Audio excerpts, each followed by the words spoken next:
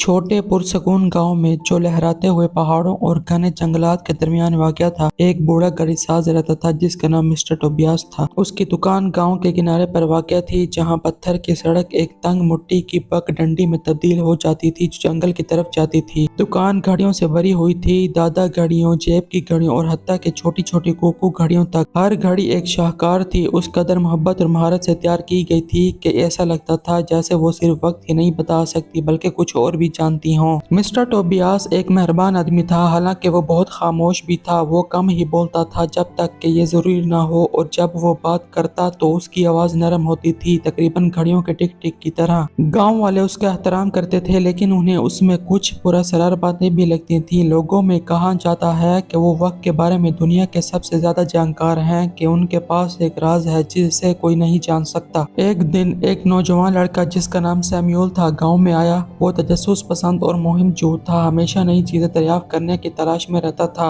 Samuel ने बूढ़े गड़ीसाज के बारे में कहानियां सुनी थी और उनके पुरअसरार तरीकों के बारे में सुना था। मुतजस्सिस होकर उसने मिस्टर टोबियास की दुकान पर जाने का फैसला किया। जब सैमुअल दुकान में दाखिल हुआ तो वो देखकर हैरान रह गया कि क्या कुछ मौजूद था। हर शक्ल और साइज की घड़ियां कमरे में फैली हुई थीं। उनकी टिक टिक एक अजीब मगर पुरसकून सफसफी तैयार कर रही थी। एक कोने में मिस्टर टोबियास एक बड़ी खूबसूरत घड़ी पर काम कर रहा था। उसके हाथ इतनी महारत से चल रहे थे जैसे किसी ने ये सब सालों से किया हो। हेलो, सैमुअल ने पुरजोश आवाज में कहा, क्या आप मिस्टर टोबियास हैं? बूढ़े आदमी ने अपने काम से नजर उठाई। उसकी आंखों में हंसी की झलक थी। जी हाँ, यही हूँ। आपकी किस तरह मदद कर सकता हूँ नौजवान? मैंने आप और आपकी घड़ियों के बारे में बहुत कुछ सुना है, सैमुअल ने कहा जाता है कि आप वक्त के राज जानते हैं। मिस्टर टोबियास मुस्कुराया, एक नरम और जानने वाली मुस्कुराहट के साथ। लोग बहुत सी बातें करते हैं मेरे बच्चे, लेकिन बताएं आज आप यहाँ क्यों आए हैं? सैमुअल ने एक लम्हे के लिए तवक्कुफ किया और फिर पूछा, क्या आप वाकई वक्त के राज जानते हैं? बूढ़ा गड़ीसाज थोड़ी देर सोचता रहा और फिर कहा, शायद मैं जानता हूँ या शायद नहीं, लेकिन मैं आपको कुछ दिखा सकता हूँ अगर आप वाकई तजस्सुस रखते हैं। सैमुअल की आंखें उम्मीद से चमक उठी। जी हाँ, बराह करम, मैं देखना चाहता हूँ।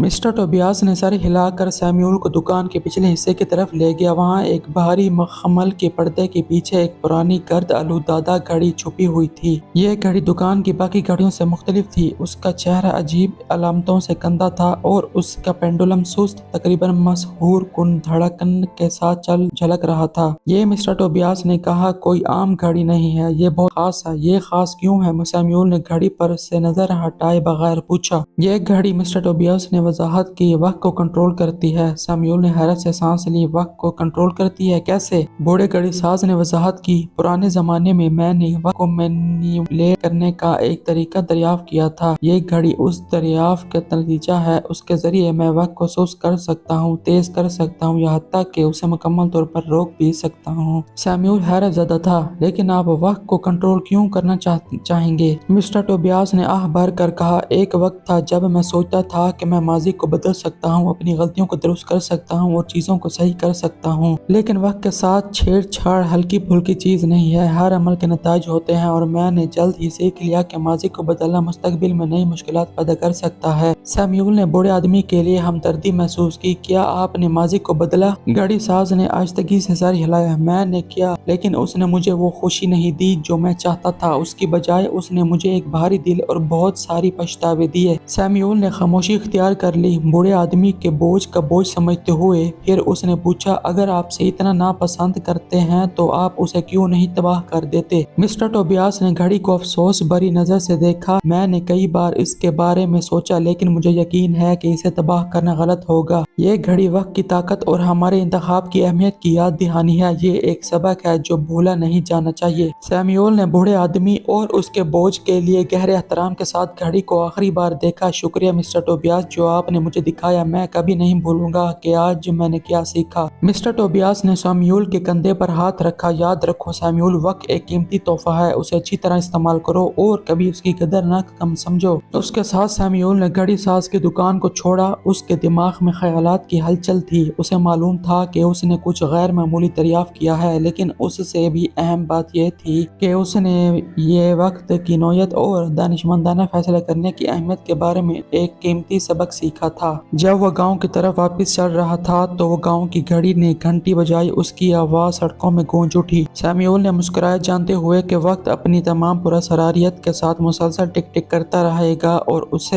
اس دوسروں سب کو زندگی کے سفر میں رہنمائی فرمائے گی۔